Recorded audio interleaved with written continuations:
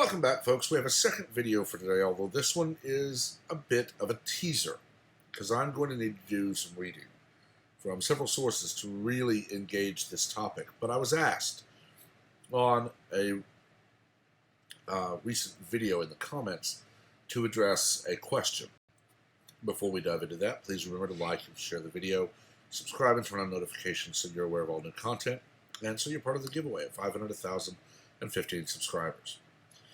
The question, basically, is, as Christians, as people of faith, how should we respond to tyrants gaining more and more power? And it's a multifaceted and very sticky issue. Because, you see, there is a commandment to obey the laws of men. Render unto Caesar what is Caesar's. But there are higher commands. Thou shalt have no God before me. Many others. And an unjust law is no law. And that goes very far. Because, in my mind, an unjust law is a law that violates the laws of God. Okay, if I'm told I must approve of and support and take part in a ceremony that is a violation of everything I believe, a violation of all of the tenets of my faith, that is in order to deny my faith and deny my God. And I will not do it. And you never should. A good example of this is the states. I believe Kentucky recently had police officers issuing tickets to people who were sitting in their cars, windows up, at a drive-in church service. They were not in the pews. There were no more than maybe 3 or 4 people per car. But they were walking around, taking down license plate numbers and issuing citations. This is basically the government telling you that you cannot attend worship services. That is a violation of the First Amendment. Congress shall make no law respecting an establishment of religion or prohibiting the free exercise thereof. I understand a lot of churches have gone virtual. Governor Abbott has declared churches an essential business because a lot of them are providing food to the people who need it. I know of 2 in my town that have weekly food availability, food days, where you can just drive up and they'll put it in your car for you. And we need that right now because we have a lot of people out of work. Their landlords and their car financiers and their other debtors may be working with them to not collect while they're unemployed and things like that. Utility companies are working with people. Cell phone companies are working with people. And that's a great thing. But that doesn't put food on the table. If you don't have food in the fridge, it doesn't matter if it's on. And there's a lot of churches that are getting a lot of donations from grocery stores and other places and feeding the hungry.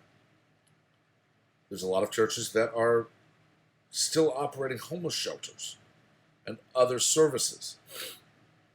And those are essential for a lot of people. But we have people who have decided church is not essential. And that's wrong. That is the same as when Daniel was told by royal decree to the people of the area he lived in that no one may publicly pray to anyone but the king. Daniel had for a very long time, prayed daily in his home with his windows open. And he did not change that pattern. He was arrested, thrown to the lions. The lions did nothing. Ultimately, this convinced King Darius to let him go and to remove that decree that basically no one may pray to anyone but the king. But I don't know that that's going to be what happens today, because we have very liberal people who've decided that religion is wrong. It should not exist because they don't agree. The very people who scream, "My body, my choice," are the ones who are also screaming, "I don't agree with you, so you respect my choice and change your life to fit my beliefs." And it's wrong, plain and simple. We have governors and we have other people who are in positions of authority who are working to curb this. And that's a good thing. But we are never more than one election away from the death of this nation. Imagine, 40 states with ultra-liberal governors. Imagine the House and Senate, majority in the hands of the ultra-liberal. Your right to express your faith, gone. Your right to own the most effective tool for defending your life and your family's lives, gone. Your right to be called before a judge before you're convicted, already gone in some states. It will get worse. I would never tell anyone, just comply until the rapture happens or you're called home in death or to the clouds. I would never tell someone that. Because we have the examples of Daniel, of Shadrach, Meshach, and Abednego thrown into the furnace. We have the examples of so many others throughout history who did not comply. Some were killed for it. Others refused to comply with basically blasphemous laws, and they prevailed. Right now, we don't have laws that prevent you from exercising your faith. And we have precedents being set that you're not required to. So, right now, it's not a dangerous time, but we are seeing moves. We are seeing people try to restrict the rights of the faithful. And that is scary. So, as I said, I need to do some more reading. I need to check several references. And I will probably do a multi-part series on this. So, until then, send me your questions. Send me your quotes and references that address this, your thoughts.